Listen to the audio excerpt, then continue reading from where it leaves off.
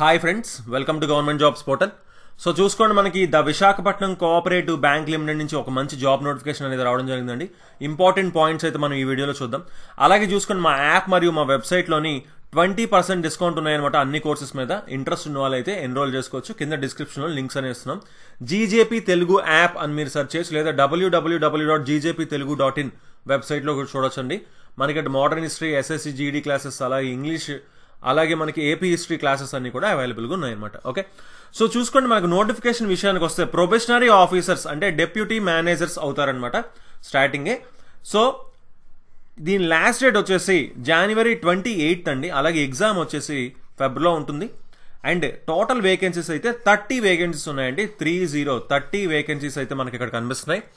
అలాగే చూసుకోండి, pay scale విషయానికి వస్తే ఒక 2 years ప్రొబేషన్ ఉంటుంది అనమాట. జాయిన్ అయిన తర్వాత 28,000 వస్తుందండి ప్రొబేషన్ పీరియడ్లో.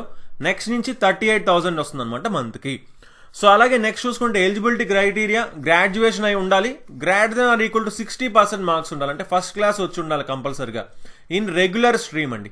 ఓకే, అలాగే ఇంకా గ్రాడ్యుయేషన్ అంటే చూసుకోండి, బీటెక్ అయినా సిమిలర్, ఇంకా ఏదైనా సరే, డిగ్రీ అయినా సరే అన్ని గ్రాడ్యుయేషనే. సో గ్రాడ్యుయేషన్ ఈక్వలెంట్ గ్రాడ్యుయేషన్ ఉంటే చాలు, సరిపోతుంది అనమాట. బట్ పర్సంటేజ్ అడిగారు ఇక్కడ, greater than equal to 60%.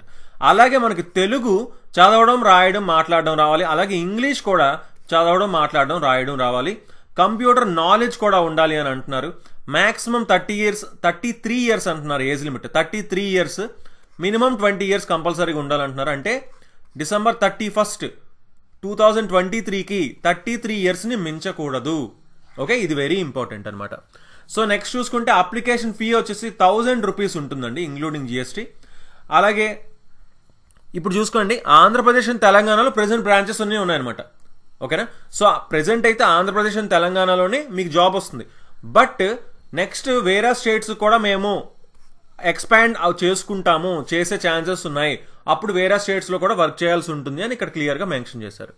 So next చూసుకుంటే మనకి అసలు ఎలా ఉంటుంది సెలక్షన్ ప్రొసీజర్ అంటే 3 phase మేనర్. 3 phases అంటే ఏంటంటే ప్రిలిమ్స్ ఉంటుంది, మెయిన్స్ ఉంటుంది, అండ్ ఫైనల్గా ఇంటర్వ్యూ ఉంటుంది. ప్రిలిమ్స్ వచ్చేసి 100 మార్క్స్, మెయిన్స్ వచ్చేసి 250 మార్క్స్, అలాగే ఇంటర్వ్యూ వచ్చేసి 50 మార్క్స్ ఉంటుంది. నెగిటివ్ మార్కింగ్ ఉంటుంది. ఓకే, ప్రిలిమ్స్లో ఏముంటాయి అంటే 3 sections ఉంటాయి. General science, quantity aptitude, reasoning ability, computer aptitude and general banking. ఈ 3 కలిపి 35 marks. Quantitative aptitude 35 marks, English వచ్చేసి 30 మార్క్స్ ఉంటుంది. టోటల్ 100 క్వశ్చన్స్, 100 మార్క్స్ అనమాట. చూసుకోండి, మీడియం ఓన్లీ ఇంగ్లీష్లోనే ఉంటుంది ఎగ్జామ్.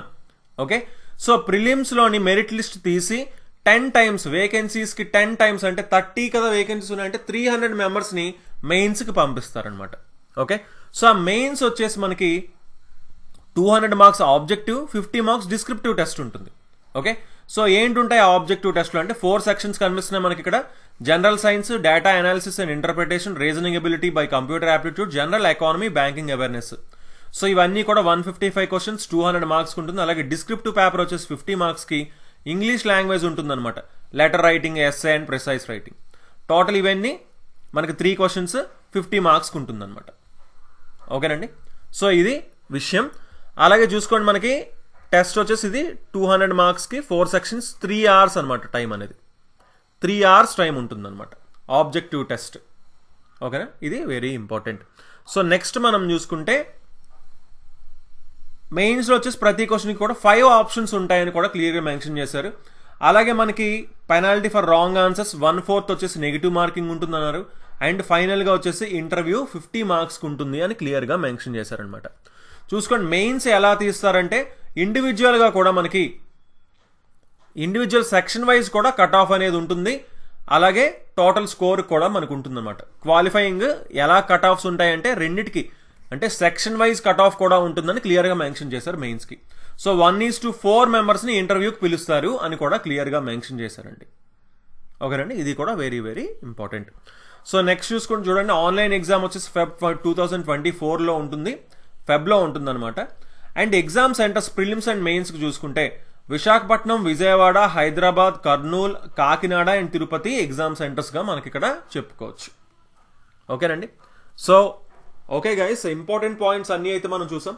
కింద డిస్క్రిప్షన్లోని ఈ నోటిఫికేషన్ లింక్ అనేది కూడా ఇవ్వడం జరుగుతుంది.